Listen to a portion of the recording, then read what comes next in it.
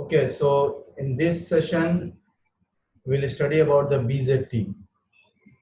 We say it's a BJT bipolar junction transistor. So we have completed diode, and now we have to study the transistor. So before going to the technical definition of the transistor, we'll just study two cases. In these two cases, if you see the water flow in an open channel and the water flow in a closed channel. So if you see a water flow in an open channel, so that if you, that we have to control that channel, okay, open channel flow, what you can do, you can just barrier, you can put a barrier, okay, and that barrier height is more than the height of the channel flow, then the water will be completely stopped, and if it is less, then it will be in the controlled way. What will happen in the case of the closed one? In the case of the closed one, you need a valve, okay. So if you completely close the valve, then water flow will be stopped, and if you open the valve little bit, then water flow will be there, and if valve is completely open, then it is complete flow. So there are two types of flow you have studied now. That is one, the open channel flow, and the one, the closed channel flow. The similar way, in this similar way, we have a two type of transistor. One is the BJT, that is very much close to the open channel flow, and then another one is a FET, that is similar to your water flow in a pipe. In this session, we will start BJT. So this BJT, as I told, the BJT is very much similar to the water flow over an open channel, and the control of this flow can be done using the barrier height. Okay, the same concept we have to use in the technical definition of the BJT.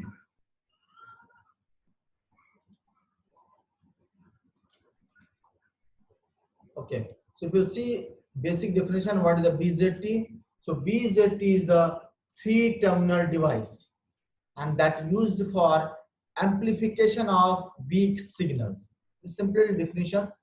Later on, we will understand this how it happened. So BJT is a three-terminal device. How three-terminal? We'll see that. Used for amplification of weak signal. Later again, we'll see that. And the switching actions. And it is used in the both analog and digital electronics. Okay. So this is simple definition of the BJT. If you complete the BJT complete chapter, then you will automatically write this definition by yourself. Okay. What basically BJT consists of? So it consists of two back-to-back PN diodes. That's simple. Back-to-back PN diodes. So one PN junction diode, another PN junction diode. If you just add these PN junction diodes, you will get one PNP transistor. Or you will do the NPN junction diodes, you will get NPN transistors. So it means BJT is of two type devices. It's of two type, and it's a PNP and NPN. PNP, positive type, negative type, and again positive type, negative type, positive type, negative type. So as I told, it's a consists of a back-to-back PN diodes. So if you have one PN junction, you can see here only. No need to draw. You see here, you have one PN junction here, and another PN junction here. You have a two PN junction, and from there you got the one transistor that is called PNP. You have again a one PN junction here, okay, and then again a PN junction here, and again from there you got the NPN transistor. How you have added these PNP transistor diodes? Place these diodes, okay. That depends. It is PNP or NPN. So if we have a P-type semiconductor as a one terminal, another P-type semiconductor in another terminal, the third terminal, and the second terminal is of the P-type, then it is PNP transistor. If the first and third terminal is of N-type, and the middle one is the P-type, then it's the NPN transistor. It's very similar to by name, NPN. So first is N, second is P, and third is N. Okay, very simple. Okay. In both type of transistors, as I told, it is three-terminal device, and what that three-terminal means. So this is the first one, and that first terminal is called emitter. Okay, the middle one is another terminal. It is called base. That's the middle terminal, and this outer region, that is another terminal, that is called collector. So it has three terminal: emitter, base, collector. In a similar way, NPN transistor again emitter, base, collector. Its only change is here emitter was P-type material, here emitter was N-type material. Okay, so you have a three terminal, that name is emitter, base, and junction. And since three terminal, then you have a three region. I told you the first region and the third region of the same type material. So the first region in PNP transistor, the first region is P-type, the third region is P-type, and the middle one region is a P-type. The first region is called emitter region, the second region is called base region, and the third region is, this is the base region, and the third region is called collector region. In a similar fashion, NPN, the first region is called emitter region, the middle region is called base region, and this outer region is called collector region. Okay. So now the first region is a P-type material, the second region a P-type material, and so how we'll differentiate that? So basically the first region is highly doped. There is some technical reason also for that. Okay, but to differentiate, this is highly doped. If it is highly doped, then it is it's emitter side, because emitter and collector are the same type, P-type material only. Then how will differentiate that? By doping and by that looking that it's a physically, then it's a width or thickness. So emitter region is a highly doped, but collector is of the same material but is less doped than the emitter region, and base is exactly lightly doped. The same pattern, nothing is going to change in the NPN transistor, same region. N plus, that is emitter, it is highly doped. P, that is base, lightly doped. N, that is collector, less doped than the emitter. Okay, and there is one more point. If you see the thickness or width, the collector region has highest width or thickness. Okay, if you see the cross section view, it's a thickness. Basically, it's a thickness. The base region is thin. Okay, and the emitter region is thinner than collector region. So collector region has the highest thickness, then emitter region, and then base region. In a similar fashion, NPN transistor, you have two junctions, junction J1 and junction J2. So what is junction J1? J1 is this is N plus NP, one diode, and that is emitter base, because it will take terminal, it's an emitter base. So emitter base junction, that is called emitter base junction. This is J1, and J2 is between base collector, so it is called collector base junction. So J1 is the emitter base junction and J2 is the collector base junction. Nothing is going to change. Okay, in a similar fashion, in PNP also definition will be same. In PNP also, emitter base junction will be the J1 and collector base junction will be the J2. No change. Okay, so what will be the change in this PNP and NPN transistor? We'll see that later. So by looking that, you can see, understand that PNP and NPN, what is the difference? It's a P-type material, majority is the holes. In N-type material, majority is the electrons. Okay, so by this one you can differentiate, and definitely then the direction of the current will get changed, and all these things later we'll see that.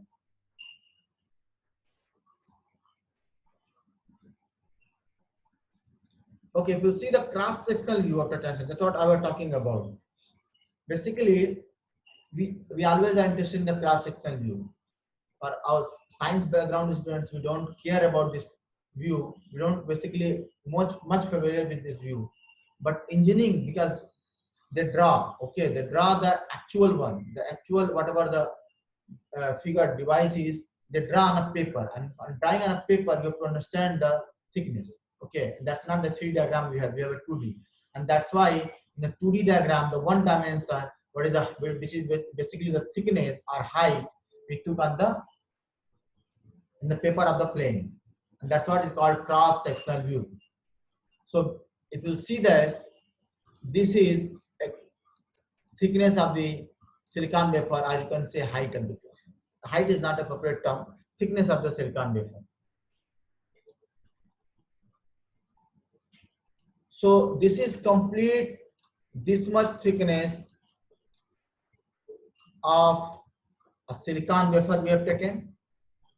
Okay, in this wafer we have doped. So this is basically the emitter one. Okay, this is basically the emitter one, and that emitter we have doped. Okay, from outside doped, which are base region. That is, this is the doped one, P region, and the doping has been done. So some thickness it will go and dope.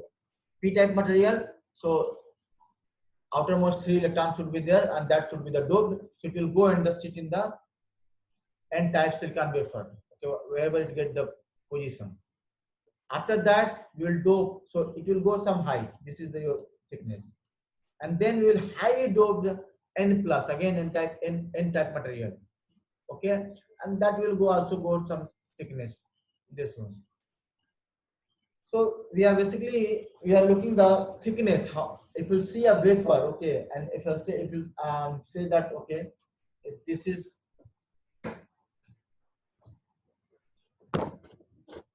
let us consider if this is my wafer, okay, and now if I'll say this, okay, if I have this wafer and this is my thickness, the first time when we doped, okay, so when we did doping, the P-type material went inside and sit somewhere, okay, and it sit till this thickness, okay, so this one, okay, so this thickness they have go and settle down, and that is what from top of this height we have considered this one, and then again we dipped N plus. So and since already P plus are doped, so they have created one layer there. So now N plus will be go and sit above that, and so N plus will go and sit here. It means let us consider this much above the P plus, this much thickness. The N plus atom went and set there, okay, and that thickness will be from top. That thickness will be again small. So this is the N plus, and that is what we cross section view. Cross section view means we are looking from this side. When we are looking from this side, we say this thickness. We can't see outside of top surface. If you see top surface, we will only see N plus, because this is N. Over that we have a P, and then over that we have N plus. So we can only see N plus. But if you see this from the cross section view, we can see this N. We can see this N. Okay, this N. And we can see this P which is doped inside, and we can also see the N which is doped inside. So that's why we are interested in the cross section.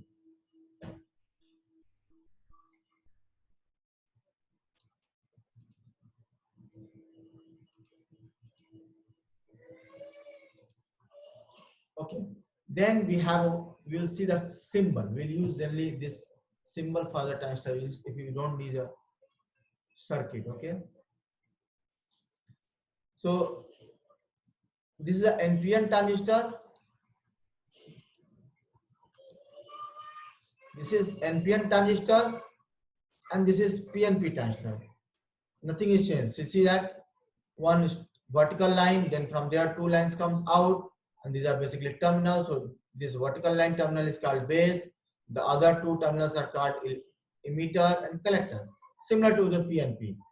The vertical line terminal is called base. The other 2 terminals emitter and collector. Only change is direction of current. Only change in direction of current. In NPN transistor, the current is towards emitter junction. In NPN transistor, current is towards emitter junction, not junction, emitter terminal. And in PNP transistor, current is from the emitter terminal. And the one reason is very simple, that in NPN transistor we have majority charge carriers here and majority charge carriers here. So electron will flow from emitter to collector end, and that's why the traditional current will flow from collector end to emitter end.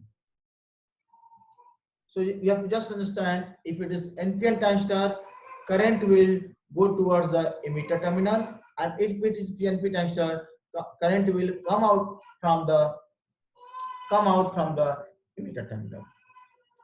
Okay, now we have differentiated already on the basis of doping and width of region, EBC. So I told already, the emitter end is highly doped. Okay, then it is a collector end, and then lightly doped is the base end. Why?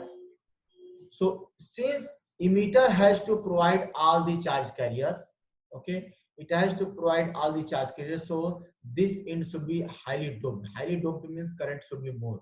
If doping will be more, then current will be more. Okay, charge carriers will be more. Okay, so that's why doping in the emitter region should be the high, so that the maximum charge carriers can flow from the emitter end, and then it should go to the collector end.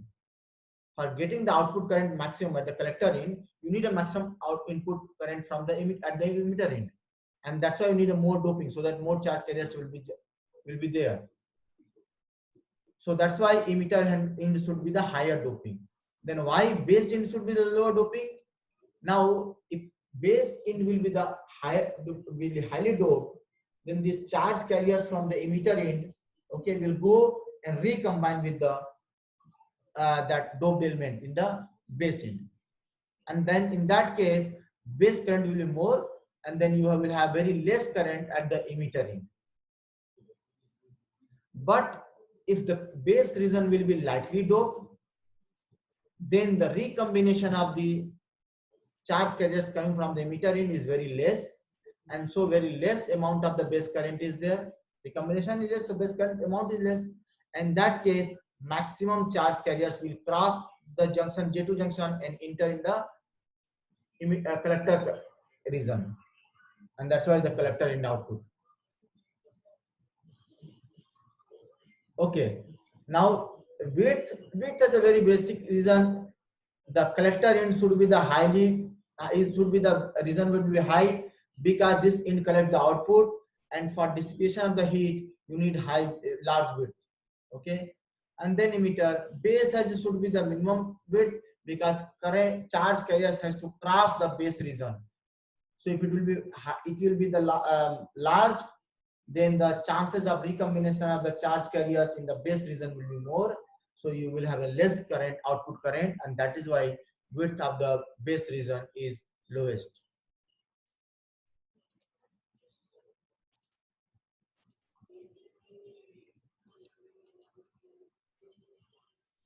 Okay, so now the question is, why we call this BJT, bipolar junction transistor? Why not we say battery transistor? So that's what the reason is. You have two junctions, J1 and J2. J1 is in the emitter base region, J2 is in the collector base region. So you have a two junction, okay, J1 and J2, and you have a two polarity of the transistor, BJT transistor. That is a transistor. One is a PNP, where the majority charge carrier is a holes, and then another one is the NPN, where majority charge carriers is the electron. So there are two junctions, and you have a two polarity, and that is why this transistor is called bipolar junction transistor. Okay, what is the comparison of PNP and NPN transistor? So it's a very simple. These first three we know.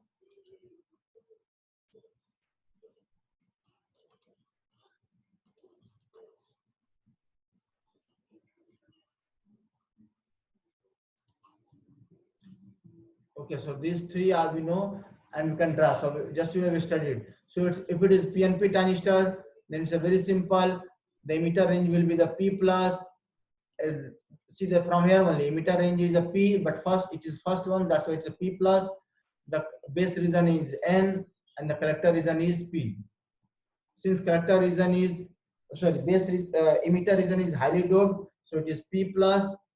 Okay, and collector region has a large width, so it has a large width, larger than the emitter one. If you see the cross sectional view,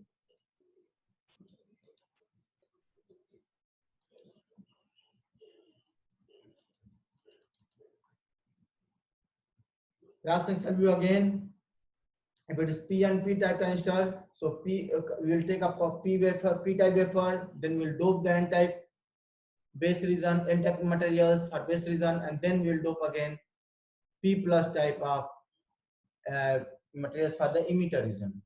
Okay, similar to NPN. Again, the symbol, we told it's a PNP transistor. So in PNP transistor, current comes outside from the emitter terminal. Come out from the emitter terminal.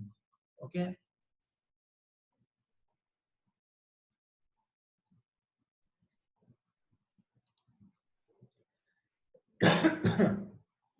Okay. In terms of PNP and NPN, in terms of preference, NPN transistors are preferred because electrons, the majority charge carriers are electrons and they have higher mobility. In NPN, it's a majority charge carrier is electron. In PNP, majority charge carriers are holes. Okay. And if you see the direction of current, you can see in PNP it is emitter to collector because current is coming out from the emitter. From emitter to collector, base has less width.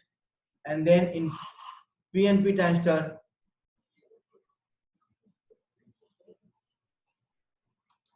the current is from collector into emitter end.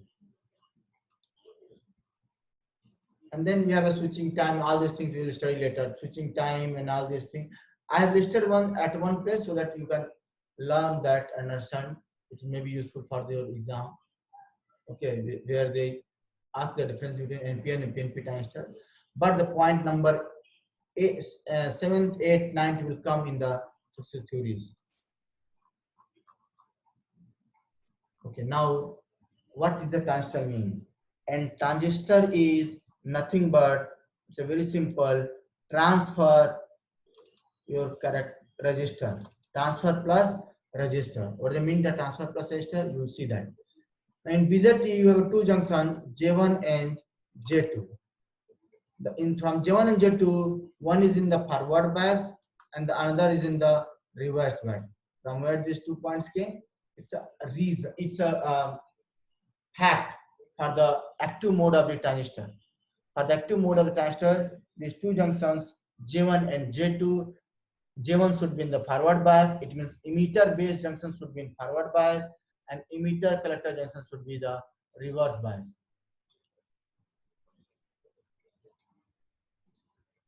Okay, so J1, J2 are two transistors, two junctions where J1 is in the forward bias, J1 is in the forward bias, and J2 is in the reverse bias. Okay, and in BJT, the input is given from the low resistance end. How?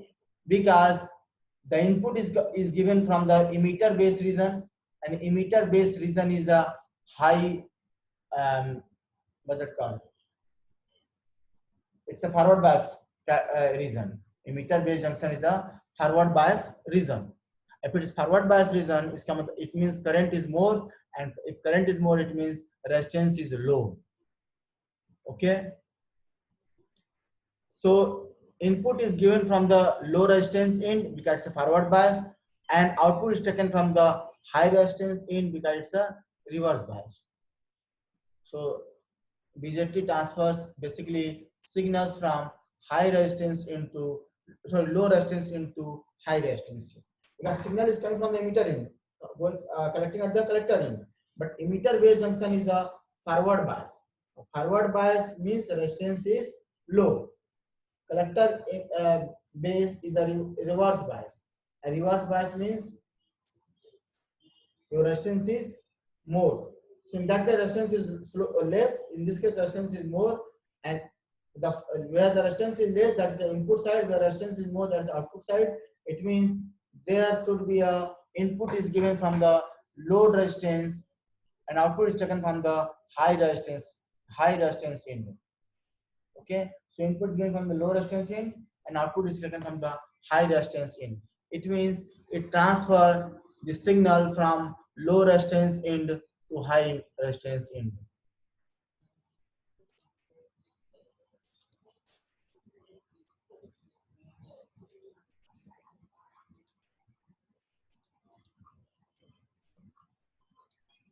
Okay, so these are the range of the operations. It will again will reference will give a refer in the earlier next classes. Okay, till now we have to understand that for active mode, for active mode we have forward bias, emitter based junction forward bias, and collector based junction reverse bias. Okay, so emitter based junction is forward bias, collector based junction is reverse bias for active mode, another solid derived.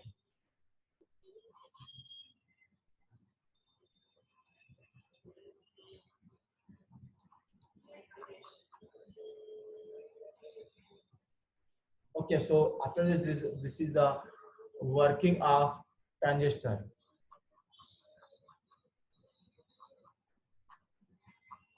Okay, so this will stop this lecture here. Again, I will show the next lecture, that is working of a transistor step by step.